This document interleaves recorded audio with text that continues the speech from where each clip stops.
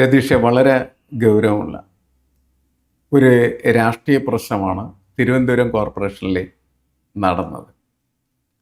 കാരണം തിരുവനന്തപുരം കോർപ്പറേഷനിലെ BJPയുടെ കൗൺസിലറായ ആർ സുഗതൻ കാപ്പ ചുമത്തി അദ്ദേഹത്തെ 1.5 മാസമായിട്ട് ജയിലിൽ അടച്ചിരിക്കുകയാണ്. അപ്പോൾ അവിടെ നിന്ന് അദ്ദേഹം ഒരു അപേക്ഷ സമർപ്പിക്കുന്നു. ആ അപേക്ഷയുടെ അടിസ്ഥാനത്തിൽ അദ്ദേഹത്തിന് 6 മാസം അവധി അനുവദിക്കാനായിട്ട് കോർപ്പറേഷൻ തീരുമാനമെടുത്തു. അപ്പോൾ ഇതെല്ലാം വളരെ ആസൂത്രിതമായി, എനിക്ക് തോന്നുന്നു RSSO BJPയോ കൃത്യമായിട്ട് ഓപ്പറേറ്റ് ചെയ്തിട്ട് കേരളത്തിലെ സർക്കാർ 2 വകുപ്പുകളിൽ ഇടപെട്ടിട്ടാണ് ഈ സംവിധാനങ്ങൾ പൂർത്തീകരിച്ചതെന്നാണ് നമ്മൾ മനസ്സിലാക്കുന്നത്. ഒന്ന് ആഭ്യന്തര വകുപ്പ്.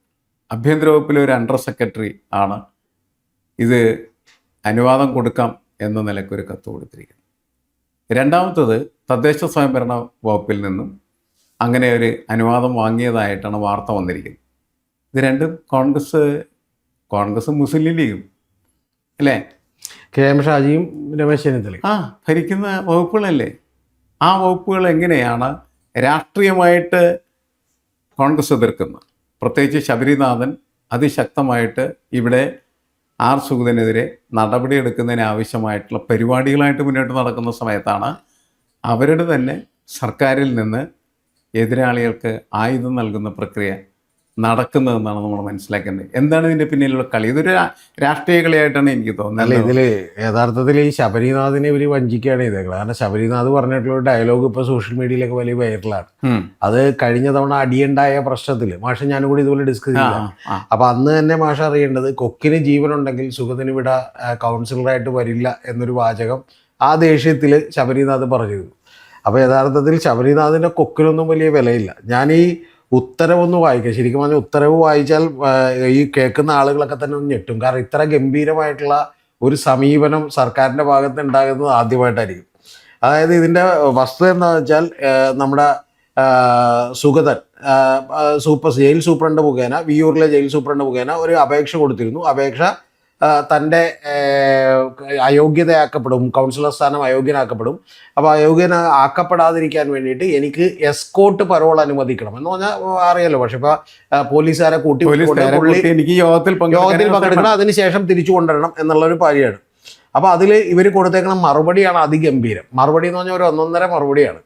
ആ മറുപടിയിൽ പറഞ്ഞേക്കുന്ന ഒരു കാര്യം എന്ന് പറയുന്നത്, തിരുവനന്തപുരം കോർപ്പറേഷനിലെ കൗൺസിൽ യോഗങ്ങളിൽ പങ്കെടുക്കുന്നതിനായി എസ്കോർട്ട് പരോൾ അനുവദിക്കണമെന്ന താങ്കളുടെ കത്തിലെ ആവശ്യം സൂചന പ്രകാരം സർക്കാർ നിരസിച്ചിരിക്കുന്നു. അത് നിരസിച്ചു. പക്ഷേ മേൽ സാഹചര്യത്തിൽ, അതാണ് അടുത്തത്, ഇങ്ങനൊരു ഗവൺമെൻറ് ഉത്തരവ് ഇതുവരെ ഉണ്ടായിട്ടുണ്ടാവുമെന്ന് എനിക്കറിയില്ല. മേൽ സാഹചര്യത്തിൽ കോർപ്പറേഷൻ കൗൺസിൽ യോഗ നടപടിക്രമങ്ങളിലും മറ്റും താങ്കൾക്ക് നേരിട്ട് പങ്കെടുക്കാൻ സാധിക്കില്ലെങ്കിലും, വിഷമിക്കേണ്ട എന്നുള്ളതാണ് പറയുന്നത്, സാധിക്കില്ലെങ്കിലും താങ്കളുടെ കൗൺസിലർ സ്ഥാനത്തിന് അയോഗ്യത വരാതിരിക്കാൻ ജയിൽ സൂപ്രണ്ട് മുഖേന തിരുവനന്തപുരം കോർപ്പറേഷൻ കൗൺസിലിന് അവധി അപേക്ഷ സമർപ്പിക്കാൻ താങ്കൾക്ക് അനുവാദം ഉണ്ടായിരിക്കുന്നതാണ്. അതായത് ഒരു പരിഹാരവും കൂടി കണ്ടെത്തി കൊടുക്കുകയാണ്. ഇനി ഇതിനേക്കാൾ വലുതെന്ന് പറയുന്നത്, അടുത്തൊരു വരി എന്ന് പറയുന്നത് ഒരു നിയമോപദേശം കൂടി കൊടുക്കുകയാണ്. ഈ ഇവർ മുനിസിപ്പാലിറ്റി ആക്ട് അനുസരിച്ച് കോർപ്പറേഷൻ കൗൺസിൽ ഈ അവധി അപേക്ഷ വോട്ടിനിട്ട് അംഗീകരിക്കുകയാണെങ്കിൽ താങ്കളുടെ കൗൺസിലർ സ്ഥാനം അയോഗ്യതയിൽ നിന്നും സുരക്ഷിതമായിരിക്കുമെന്ന വിവരം ഇതിനാൽ അറിയിക്കുന്നു. വിശ്വസ്തയോടെ Namitha T, under secretary, additional chief സെക്രട്ടറിക്ക് വേണ്ടി. എന്ന് പറഞ്ഞാൽ അഡീഷണൽ ചീഫ് സെക്രട്ടറിക്ക് വേണ്ടിയിട്ട്, അതായത് ഹോം സെക്രട്ടറിക്ക് വേണ്ടിയിട്ട് കൊടുത്തിരിക്കുന്ന ഒരു ലെറ്ററിലെ വാചകങ്ങളാണിത്. അതായത് എത്രത്തോളം കരുതലോടും ഇതോടും കൂടിയാണ് ഇത് നടപ്പിലാക്കിയെന്ന് പറയുന്നത്. ഒന്ന്, ഈ അണ്ടർ സെക്രട്ടറി നമിത എന്ന് പറയുന്നത് RSSന്റെ ഒരു ഓപ്പറേറ്റർ. അല്ല പക്ഷെ അങ്ങനെയാണെങ്കിൽ പോലും ഇത് 20-ാം തീയതി അയച്ച കത്താണ്. ഇപ്പം ഇന്ന് രമേശ് ചെന്നിത്തല പറയണത് ഞാനിതൊന്നും അറിഞ്ഞിട്ടില്ലതാണ്. ശരിക്കും പറഞ്ഞിട്ടുണ്ടെങ്കിൽ അദ്ദേഹത്തിൻ്റെ ഹോം സെക്രട്ടറി, ഇപ്പോൾ ഇതൊരു സാധാരണ നടപടിയല്ലല്ലോ. ഇപ്പോൾ ഒരു SHOക്കോ അല്ലെങ്കിൽ സർക്കിൾ ഇൻസ്പെക്ടർക്കോ DSPക്കോ തീരുമാനിക്കാവുന്ന ഒരു കാര്യമല്ല. കാരണം ഇതിൻ്റെ പുറകിൽ ഒരു വലിയ രാഷ്ട്രീയ തീരുമാനമാണ്. ആ രാഷ്ട്രീയ തീരുമാനം ഒന്ന് രമേശ് ചെന്നിത്തല അറിയാതെ എടുത്തെങ്കിൽ അദ്ദേഹം അവിടെ ഇരിക്കാൻ യോഗ്യനല്ലെന്ന് നമ്മൾ പറയേണ്ടി വരും. രണ്ടാമത്തെ കാര്യം, ഇനി അറിഞ്ഞുകൊണ്ടാണ് എടുത്തെങ്കിൽ ഇത് യഥാർത്ഥത്തിൽ ഇത് ആരെ സഹായിക്കാനാണ് ഇത്രമാത്രം, അതായത് ഒരു നിയമോപദേശം പോലും തേടിക്കൊണ്ട് അവരെ ഉപദേശിച്ചുകൊണ്ട് നിങ്ങൾ ഇങ്ങനെ ചെയ്താൽ മതി എന്ന് പറയുന്നൊരു കാര്യം ഉണ്ടാവുന്നു.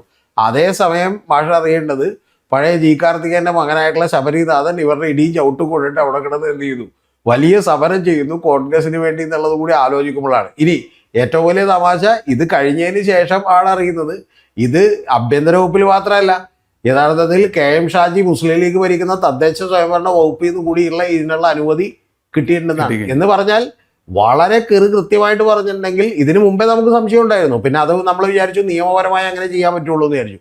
കാരണം കോടതി ചോദിച്ചപ്പോൾ ഗവൺമെന്റ് പറഞ്ഞത് എല്ലാ സുരക്ഷയും ഞങ്ങൾ എല്ലാ സൗകര്യവും നമ്മൾ ജയിലിനകത്ത് ഒരുക്കാം, ജയിലിനകത്ത് ഒരുക്കിയിട്ട് സത്യപ്രതിജ്ഞ ചെയ്യാമെന്നാണ്.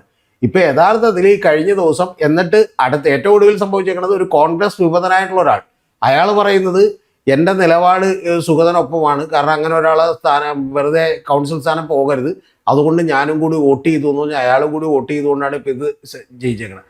ഇത് രാഷ്ട്രീയമായി ഇവരെങ്ങനെ മറുപടി പറയുമെന്ന് എനിക്ക് യാതൊരു ഐഡിയയും ഇല്ല. അല്ല, എനിക്ക് തോന്നുന്നത് പല കാര്യങ്ങളിലേ ഇവർക്കൊന്നും രാഷ്ട്രീയമൊന്നുമില്ല. അവർ ഒരു കാര്യം തീരുമാനിക്കുന്നു, ആ തീരുമാനം നടപ്പിലാക്കുന്നു. അങ്ങനെ തീരുമാനം നടപ്പിലാക്കുന്ന സമയത്ത് അവർക്കൊപ്പം നിൽക്കുന്ന ഒരു രാഷ്ട്രീയ ജനത എന്ന് പറയുന്ന ഒരു സാധനം ഉണ്ടല്ലോ, അവരെക്കുറിച്ച് ഒരു കാര്യം ഇവർ ചിന്തിക്കാറില്ല എന്നാണ് പൊതുവെ നമ്മൾ മനസ്സിലാക്കുന്നത്. അങ്ങനെ ജനങ്ങളെ നിരന്തരമായിട്ട് കബളിപ്പിക്കുക, പറ്റിക്കുക എന്ന് പറയുന്ന ഒരു പ്രക്രിയ രാഷ്ട്രീയ നേതൃത്വത്തിൻ്റെ ഒരു ഭാഗമായി മാറിക്കഴിഞ്ഞിരിക്കുന്നു. അതല്ലെങ്കിൽ ഇതെങ്ങനെ ചെയ്യും? രാഷ്ട്രീയത്തിൽ നമ്മൾ ഒരു സ്പോർട്സ്മാൻ സ്പിരിറ്റിൽ നിൽക്കുമ്പോൾ പോലും നമ്മൾ ഈ എതിരാളിയെ തോൽപ്പിക്കാനേ ശ്രമിക്കുകയുള്ളൂ. അതിനു പകരം എതിരാളിക്ക് എല്ലാവിധമായിട്ടുള്ള സൗകര്യങ്ങളും ഉന്നത തലത്തിൽ നടത്തി നിർവഹിച്ച് അവരെ സന്തോഷിപ്പിക്കുന്ന അത്ഭുതകരമായിട്ടുള്ളൊരു കാഴ്ചയാണ് നമ്മൾ ഇതിനകത്ത് കാണുന്നത്. ശബരിനാഥൻ ഇതൊന്നും അറിയുന്നില്ലേ എന്ന് ആളുകൾ ചോദിക്കുന്നതിൻ്റെ ഭാഗമായിട്ടാണ് അദ്ദേഹത്തെ സോഷ്യൽ മീഡിയ യഥാർത്ഥത്തിൽ ട്രോളിക്കൊണ്ടിരിക്കുന്നത്. കൊക്കില് എന്താണ് അതിൻ്റെ കൊക്കിന് ജീവനുണ്ടെങ്കിൽ കൊക്കിന് ജീവനുണ്ട് സുഗതനെ കൗൺസിലിലേക്ക് കയറ്റില്ലതാണ്. അല്ല, പക്ഷെ ഇതിന്റെ അടുത്തൊരു ഘട്ടം എന്ന് പറഞ്ഞാൽ ഇവരുടെ രാഷ്ട്രീയം ഇവർ മറന്നിരിക്കുന്നു, ഇവര് തരാതരം പോലെ പെരുമാറുന്നവരാണെന്നൊക്കെ നമുക്കറിയാം. ഇപ്പൊ കഴിഞ്ഞ ദിവസം തന്നെ ശ്രീജിത്ത് പണിക്കരുടെ ബർത്ത്ഡേക്ക് വിളിക്കാത്ത അതിഥിയായി അവിടെ എത്തിയത് രമേശ് ചെന്നിത്തലയാണ്. ഇത് ആശംസ തരാൻ നമ്മൾ മറന്നു പോരുത്. ഇനിയിപ്പോൾ സുഗതന്റെ ബർത്ത്ഡേക്ക് പുള്ളി എത്തുമോ ഇല്ലയെന്ന് മാത്രം അറിയണ്ടല്ലോ, അതവിടെ നിൽക്കട്ടെ. അടുത്ത ഏറ്റവും വലിയ പ്രശ്നം എന്താ, ഇവരുടെ രാഷ്ട്രീയമായി ഇപ്പോൾ ഒരു BJPയുടെ കൗൺസിലർക്ക് വേണ്ടി ഒരു ജനാധിപത്യപരമായ മര്യാദ കാണിച്ചതാണെന്ന് പോലും ഈ കേസിൽ പറയാൻ പറ്റില്ല. കാരണം എന്താണെന്നറിയാമോ? കാരണം 19 കേസാണ് ഈ സുഗതന്റെ പേരിലുള്ളത്. ഈ 19 കേസിൽ ഒരെണ്ണം മാത്രമേ രാഷ്ട്രീയമായിട്ടുള്ളൊരു കേസുള്ളൂ, അതായത് പൊളിറ്റിക്കലായിട്ടുള്ള ഒരു കേസ് ഒരെണ്ണമുള്ളൂ. ബാക്കി 5 എണ്ണമുള്ളത് വധശ്രമമാണ്. ബാക്കിയുള്ളത് വേറെ ഒരുപാട് ക്രിമിനൽ കേസുകളാണ്. ആ ക്രിമിനൽ കേസുകളെല്ലാമുള്ള സുഗതനെ ഈ കൗൺസിലിൽ വേണം. ഞാൻ പറഞ്ഞത് BJPക്കാരനുള്ളത് മാറ്റിവെച്ചാൽ പോലും ഇങ്ങനൊരാൾ ഈ കൗൺസിലിൽ നിന്ന് ഒരിക്കലും അയോഗ്യനാക്കപ്പെടല്ലേ എന്ന് ചിന്തിക്കാനുള്ളൊരു വിശാല മനസ്സ് ഈ നമ്മുടെ ഓപ്പറേഷൻ തൂഫാനൊക്കെ നടപ്പിലാക്കിക്കൊണ്ടിരിക്കുന്ന രമേശ് ചെന്നിത്തലയൊക്കെ കാണിക്കുന്നു, KM ഷാജി കാണിക്കുന്നു എന്ന് പറഞ്ഞാൽ, ഒന്ന് ഭാഷ പറഞ്ഞ പോലെ അവരുടെ രാഷ്ട്രീയമായ അണികളെ വഞ്ചിക്കലാണ്. അതിനേക്കാൾ ഉപരി ഞാൻ പറയുന്നത് എൻ്റെയർ പൊതുസമൂഹത്തെ വഞ്ചിക്കുന്ന ഒരു പണിയാണ് ചെയ്യുന്നത്. കാരണം ഇത്രയും വലിയൊരു ക്രിമിനൽ, ആ ക്രിമിനൽ ശരിക്കും പറഞ്ഞാൽ ഞങ്ങൾ പോട്ടെ എന്നാണ് വിചാരിക്കേണ്ടത്. അങ്ങനെ പോട്ടെന്ന് വെക്കാത്ത ആദ്യത്തെ കുറ്റം BJPയുടെയാണ്. പക്ഷേ രണ്ടാമത്തേതെന്ന് പറയുന്നത് ഈ പറയുന്ന കോൺഗ്രസും അതിന് കൂട്ടുനിൽക്കുന്നു എന്ന് പറഞ്ഞാൽ, അതും പോലീസ് മന്ത്രി തന്നെ കൂട്ടുനിൽക്കുന്നു എന്ന് പറഞ്ഞാൽ, ഒന്ന് ആലോചിച്ച് നോക്കൂ. പോലീസ് മന്ത്രിയാണ് ഈ കാപ്പ കേസിൽ പെടുത്തുകയും അദ്ദേഹത്തെ രാത്രി വീട്ടിൽ ചെന്ന് മുകളിലേക്ക് ആകാശത്തേക്ക് വെടിവെച്ചാണ് അറസ്റ്റ് ചെയ്തതെന്ന് നമ്മൾ മറന്നു പോരുന്നത്. ഈ കേരളത്തിൽ ഒരു കാര്യം കൂടി പറഞ്ഞ് അവസാനിപ്പിക്കാം. പക്ഷേ ഇപ്പം ശരിക്കും പറഞ്ഞാൽ കേരളത്തിൽ ഒരു രാഷ്ട്രീയ പ്രവർത്തനം നടത്തുന്ന ഒരാളെ കേരളത്തിലെ പോലീസിന് എപ്പോഴെങ്കിലും ആകാശത്തേക്ക് വെടിവെച്ചൊന്നും പിടിക്കേണ്ട അവസ്ഥ ഉണ്ടാവില്ല. കാരണം അവരൊന്നില്ലെങ്കിൽ കീഴടങ്ങും, അല്ലെന്നുണ്ടെങ്കിൽ അവർ നിയമപരമായി അതിനെ നേരിടും. ഇതൊന്നും അല്ലാത്ത ഒരാളാണ് സുഗതൻ എന്നുള്ളത് കൂടി ആലോചിക്കുമ്പോഴാണ് നമ്മളിതിൽ അത്ഭുതം കൂറുന്നത്. ഒരു രക്ഷയില്ല. രാഷ്ട്രീയത്തിൻ്റെ പോക്കും വിശകലനങ്ങളും എന്ന് പറയുന്നത് നമുക്കിതൊക്കെ ഇരുന്ന് സംസാരിക്കാം എന്ന് മാത്രമേ ഉള്ളൂ. കാരണം അവർ അവരുടേതായിട്ടുള്ള രീതികളിലൂടെ സമൂഹത്തെ ഏതാണ്ട് പരുവത്തിലാക്കിയിരിക്കുകയാണ് ചെയ്തത്. അതങ്ങനെ പോവും. ഏറ്റവും പ്രധാനപ്പെട്ട പരിപാടികളിൽ പോലും ഇവരെല്ലാവരും ഒപ്പത്തിനിരിക്കുന്നതാണോ നമുക്ക്. നേരത്തെ പറഞ്ഞില്ലേ, ബർത്ത്ഡേക്ക് ശ്രീജിത്ത് പണിക്കരുടെ ബർത്ത്ഡേക്ക് രമേശ് ചെന്നിത്തല എന്നതുപോലെ സുഗതൻ്റെ ബർത്ത്ഡേക്കും രമേശ് ചെന്നിത്തല ചെല്ലും എന്ന് നമുക്ക് പ്രതീക്ഷിക്കാം. ഇതാണ് ഇന്നത്തെ പൊളിറ്റിക്സിൻ്റെ അതിൻ്റെ ഒരു മുഖം, അതാണ് എന്നാണ് എനിക്ക് തോന്നുന്നത്.